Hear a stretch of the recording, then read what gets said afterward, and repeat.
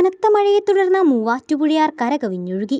ഇതോടെ വൈക്കം താലൂക്കിലെ തലയോലപ്പറമ്പ്, ഉദയനാപുരം പഞ്ചായത്തുകളിലെ താഴ്ന്ന പ്രദേശങ്ങൾ വെള്ളത്തിലായി.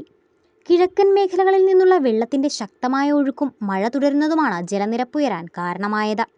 പ്രദേശവാസികളുടെ സുരക്ഷ ഉറപ്പാക്കുന്നതിനായി ദുരിതാശ്വാസ ക്യാമ്പുകൾ പ്രവർത്തനമാരംഭിച്ചു.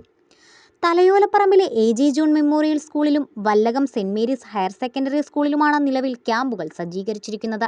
ക്യാമ്പുകളിൽ അടിസ്ഥാന സൗകര്യങ്ങളും ഭക്ഷണവും ഉൾപ്പെടെയുള്ള ആവശ്യമായ ക്രമീകരണങ്ങൾ ഒരുക്കിയിട്ടുണ്ട്. RDO ഷാഹിന രാമകൃഷ്ണനും തഹസിൽദാർ ശ്രീകുമാറും ദുരിതാശ്വാസ ക്യാമ്പുകൾ സന്ദർശിച്ച് പ്രവർത്തനങ്ങൾ വിലയിരുത്തി. ക്യാമ്പുകളിലെ സൗകര്യങ്ങൾ, അടിയന്തര ക്രമീകരണങ്ങൾ എന്നിവ സംബന്ധിച്ച് ഉദ്യോഗസ്ഥർ അവലോകനം നടത്തി. മഴ തുടരുകയും ജലനിരപ്പ് ഉയരുകയും ചെയ്യുന്ന സാഹചര്യം കണക്കിലെടുത്ത് ആവശ്യമായാൽ കൂടുതൽ ദുരിതാശ്വാസ ക്യാമ്പുകൾ തുറക്കാൻ സജ്ജമാണെന്ന് RDO അറിയിച്ചു. വടയാർ വില്ലേജ് പരിധിയിലുള്ളതാണ്. ഇവിടെ 4ഓളം കുടുംബങ്ങളുണ്ടെന്നാണ് അറിഞ്ഞത്. അവരെ ഇപ്പോൾ ദുരിതാശ്വാസ ക്യാമ്പിലോട്ട് ഇന്ന് വെളുപ്പിനാണ് മാറ്റിയിരിക്കുന്നത്.